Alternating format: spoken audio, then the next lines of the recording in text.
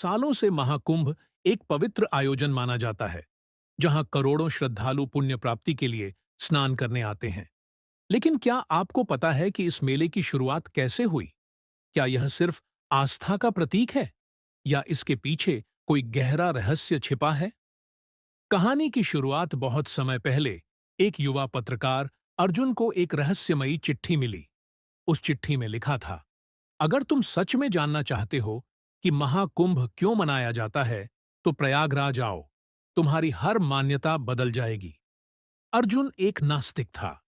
वह इन धार्मिक मान्यताओं पर विश्वास नहीं करता था, लेकिन उसके अंदर का पत्रकार जाग उठा।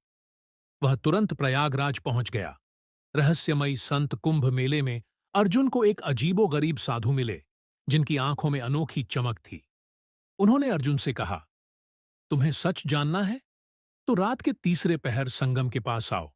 लेकिन याद रखना, सच हमेशा मीठा नहीं होता। अर्जुन को यह अजीब लगा, लेकिन वह तय समय पर संगम तट पर पहुंच गया। वहां वही साधु खड़े थे। अचानक उन्होंने अर्जुन की आंखों पर हाथ रखा और अर्जुन एक दूसरी दुनिया में पहुंच गया। अतीत का रहस्य अर्जुन ने देखा कि स्वर्ग और असुरों की सेना के बीच भीषण युद्ध चल रहा था। देवताओं को अपनी शक्ति बचाने के लिए अमृत की आवश्यकता थी। तभी समुद्र मंथन हुआ और उसमें से अमृत कलश निकला। लेकिन असुरों ने इसे हथियाने की कोशिश की। भगवान विष्णु ने मोहिनी रूप धारण कर अमृत असुरों से छीन लिया और चार पवित्र स्थानों प्रयागराज, हरिद्वार, उज्जैन और नासिक में कुछ बूंदें गिर गईं। जहां जहां अमृत गिरा, वहां पवित्रता और ऊर्जा का संचार हो गया। इसीलिए हर 12 साल में इन जगहों पर कुंभ का आयोजन किया जाता है, ताकि लोग उस दिव्य ऊर्जा को महसूस कर सकें। वापसी और संदेश अर्जुन की आंखें खुलीं और वह फिर से कुंभ मेले में खड़ा था।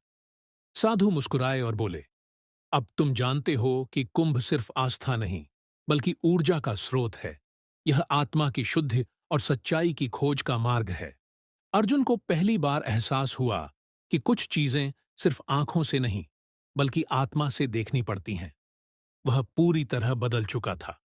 शिक्षा, हर परंपरा के पीछे एक गहरा रहस्य होता है। कभी-कभी हमें अपने पूर्वाग्रहों को छोड़कर सच्चाई को तलाशना चाहिए।